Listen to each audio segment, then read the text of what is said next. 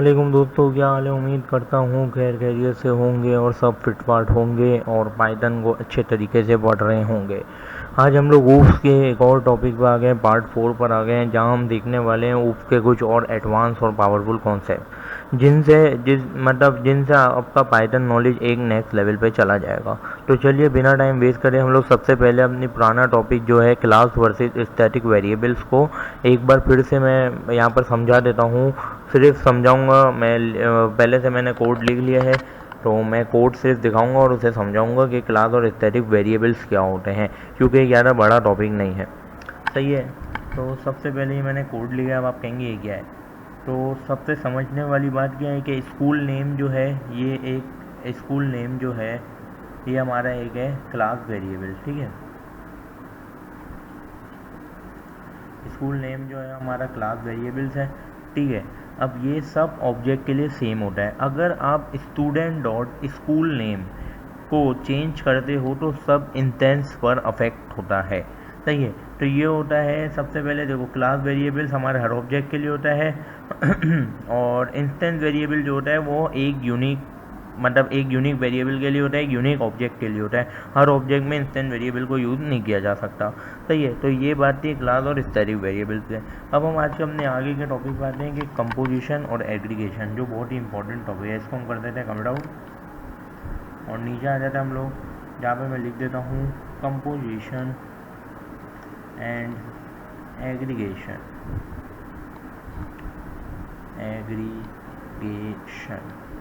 सही है। तो इस टॉपिक में क्या है, इस टॉपिक में ये है कि कंपोजिशन जो होता है वो स्ट्रॉन्ग रिलेशनशिप होता है। अब मैं जैसे एक एग्जांपल दूं कि गाड़ी और इंजन का रिलेशनशिप। अब अगर इंजन ख़राब हो जाए तो गाड़ी किसी काम की नहीं होती। सही है। और ये एक स्ट्रॉन्ग रिलेशनशिप है कि कभी भी अगर इंजन हमने गाड़ी में से निकाल लिया तो गाड़ी का कोई भी चला नहीं सकता। इंजन अगर फट गया, सील्ड हो गया, तो ख़त्म, गाड़ी का भी चैप्टर वहाँ ख़त्म हो जाता है। तो ये कंपोजिशन का मतलब होता है स्ट्रॉन्ग रिलेशनशिप। सही है। इसके बाद मैं आ जाता हूँ कि एक एग्जाम्पल कंपोजिशन के हम लोग देते हैं। क्लास बनाई मैंने जिसमें एक मिनट पहले हम बनाते हैं इंजन की क्लास। सही है। इंजन में हमने बनाया एक मेथड हम लोग आगे बढ़ चुके हैं कि मेथड क्या होता है। सही है। मेथड के अंदर हमने बनाया प्रिंट इंजन स्टार्ट हो गया। सही है। इसके बाद हमने एक और क्लास बनाई कार की, जहाँ पर हमने लिखा, एक मिनट, ये हमने लिखा यहाँ पर सेल्फ डॉट इंजन और यहाँ पे इंजन को प्रिंट करवाया। तो ये इंजन को हमने इंस्टेंस, ये इसका मतलब होता है कंपोजिशन। ये जो मैंने अभी ये वाली लाइन लिखी है इसका मतलब होता है कंपोजिशन। यहाँ से हमें रिलेशनशिप बनाना पड़ता है। तो ये इसको मैं रन का मेथड बनाता हूँ एक, और यहाँ पर self dot engine dot start and C equal to car. अब देखो इंजन स्टार्टेड हो गया। अब यहाँ क्या है, यहाँ कार क्लास अपने अंदर ही इंजन बनाती है। इसका मतलब कार के बिना इंजन का कोई वजूद नहीं और इंजन के बिना कार का कोई वजूद नहीं। तो ये आप लोग बिल्कुल सही से समझ गए होंगे। और सिंटैक्स भी देख लेना एक बार कि कुछ ज़्यादा बड़ा नहीं बनाया। दो हम लोगों ने एक क्लासेस बनाई और उसमें हमने इंजन की जो फंक्शन है ना इंजन का, वही कार के अंदर ही बना दिया हमने, बस। दूसरा आ जाता है हम लोग एग्रीगेशन पे। अब एग्रीगेशन क्या होता है, एग्रीगेशन होता है वीक रिलेशनशिप, यानी एक अगर चीज़ जुदा भी हो जाए दूसरे से तो वो रह सकती है। तो अब हम लोग इंजन क्या मतलब, इसकी हम लोग एक छोटी सी एग्जांपल लेता हूँ मैं। सही है। एग्रीगेशन का मतलब क्या है कि इंजन पहले से एग्जिस्ट करता है और कार इसको यूज़ करता है, इसको एग्रीगेशन कहते हैं। मतलब ऑब्जेक्ट को बाद में इंजेक्ट किया गया। एग्रीगेशन की भी मैं एग्जाम्पल देता हूँ। यहाँ पे मैंने एक और ये इंजन और कार वाली एग्जाम्पल ही बना देता हूँ मैं, ज़्यादा गौर से समझ आ जाएगी, क्योंकि बार बार एक ही चीज़ नहीं करनी पड़ेगी ना।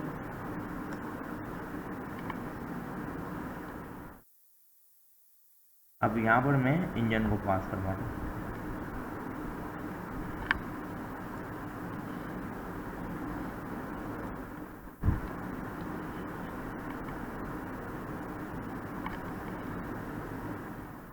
इक्वल टू इंजन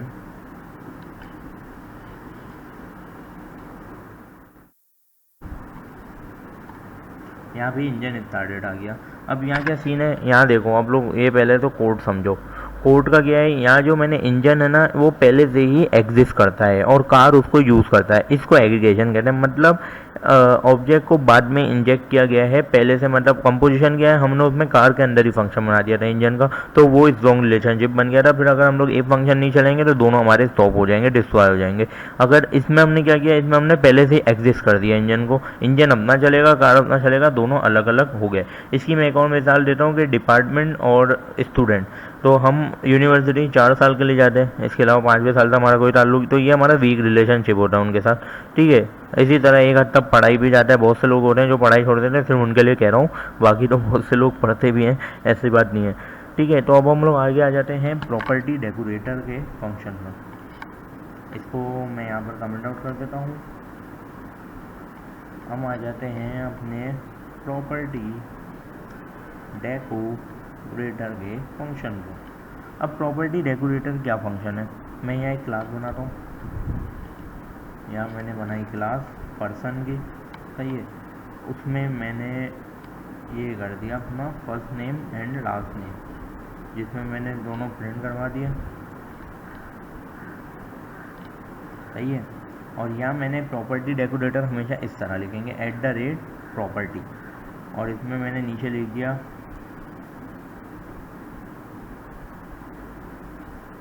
ये रिटर्न करेगा सेल्फ फर्स्ट नेम और सेकंड नेम रिटर्न करेगा।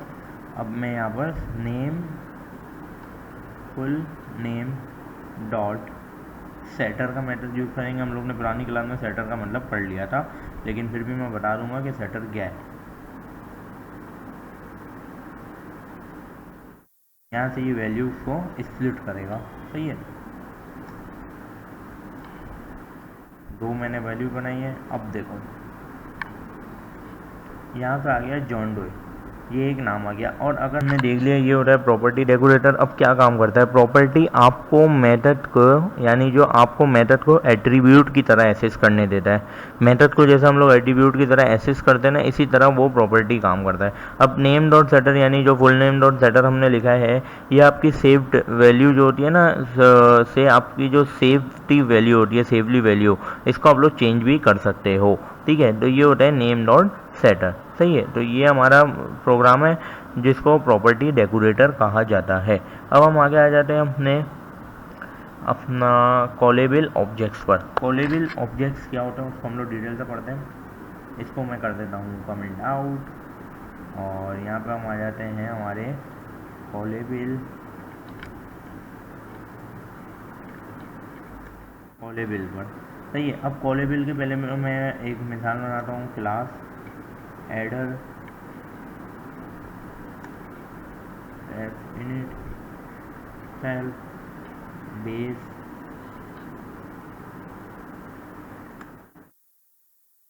dev, इधर हम लिख देते हैं वैल्यू, और यहाँ लिखते हैं सेल डॉट बेस के साथ वैल्यू प्लस होगी, सही है। अब मैं लिखता हूँ ऐड इक्वल टू एडर, और यहाँ लिख दिया मैंने 5, और प्रिंट करवाता हूँ मैं ऐड में 10। अब देखो ये देखो 15 हमारा आंसर आ गया है। इसने क्या हुआ, अगर आप अंडर फंक्शन में कॉल का फंक्शन भी आता है, अगर आप उसको यूज़ करते हैं, ठीक है, कॉल मेथड डिफाइन करते हैं, तो आपको ऑब्जेक्ट फंक्शन की तरह बिहेव करता है, ठीक है। इसमें आपको बार बार, और ये जो आपका ऑब्जेक्ट होगा ना, बिल्कुल सेम टू सेम फंक्शन की तरह बिहेव करेगा, सही है। तो ये कॉलेबल ऑब्जेक्ट सबसे आसान हमारा मेथड है, इसलिए इसको यूज़ करना मैं आप लोगों को प्रीफर करूँगा। अब हम आ जाते हैं अपने एक और उस पर, MRO method resolution order. Method resolution order क्या होता है, मेथड रेजोल्यूशन ऑर्डर जो होता है ना, वो पाइथन लेफ्ट टू राइट उसमें इनहेरिटेंस को फॉलो करता है, और ये जो सीक्वेंस डिफाइन करता है कि पाइथन किस ऑर्डर में क्लासेस को चेक करेगा। ये क्या करता है हमारा MRO की मैं भी एग्जांपल दे देता हूँ हल्की सी, जिसमें मैं एक क्लास ए ले लेता हूँ, जिसमें मैं def show self hello, class B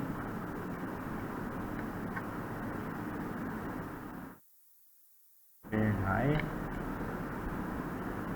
class C इसमें भी ए को इनहेरिट करा मैंने और एक बना देते हैं क्लास डी, ठीक है, जिसमें हम उसको पास कर देते हैं। अब मैं क्या करूँगा, अब मैं एक ऑब्जेक्ट बनाऊँगा जिसमें डी को मैंने शो किया और D dot show print D dot dash MRO dash, ठीक है। अब मैं समझा दूँ देखो इसने प्रिंट करा क्या हमारा, हमारी क्लास बी को इसने प्रिंट कर दिया। इसमें हमारी हमने बी सी दोनों पास किए थे, लेकिन इसने किसको प्रिंट किया, इसने हाई को प्रिंट किया। तो ये कह रहा था मेथड रेजोल्यूशन ऑर्डर, यानी पाइथन जो होता है इसमें left to right inheritance follow करता है। पहले लेफ्ट से लेके राइट तक और इसका आउटपुट आएगा बी। अब MRO सीक्वेंस डिफाइन करता है कि पाइथन किस ऑर्डर में क्लासेस चेक करेगा। ये देखो ये इसने सीक्वेंस डिफाइन करा है। पहले इसने डी को चेक किया, फिर इसने बी को चेक किया, फिर इसने सी को चेक किया, फिर इसने ए को, और फिर इसने ऑब्जेक्ट बना दिया है। अगर मैं इसको यहाँ पर एक और अगर मैं करता हूँ और देखता हूँ अगर एरर ना आए, देखते हैं क्या आता है। देखो अब दोनों में इसने हाई प्रिंट कर दिया, क्यों, क्योंकि हम ये सीक्वेंस से चलेगा, ये पूरी इसने सीक्वेंस दी हुई है। तो आज की क्लास के टॉपिक यही है। अगर आप लोग को वीडियो अच्छी लगी हो तो, और ये सारे जितने भी कॉन्सेप्ट हैं ना, ये इंटरव्यूज़ के लिए भी बहुत इंपॉर्टेंट होते हैं और आपको और आपके कोड को क्लीन और पावरफुल बनाते हैं। अगर आपको ये वीडियो हेल्पफुल लगी हो तो लाइक ज़रूर करें, चैनल को सब्सक्राइब करें, बेल आइकन के बटन को ज़रूर प्रेस करें ताकि अगली वीडियोज़ में भी हम लोग जुड़े रहें। और बहुत जल्द हम लोग OpenAI एजेंट्स SG के भी को भी पढ़ने जा रहे हैं। तो अल्लाह हाफिज़।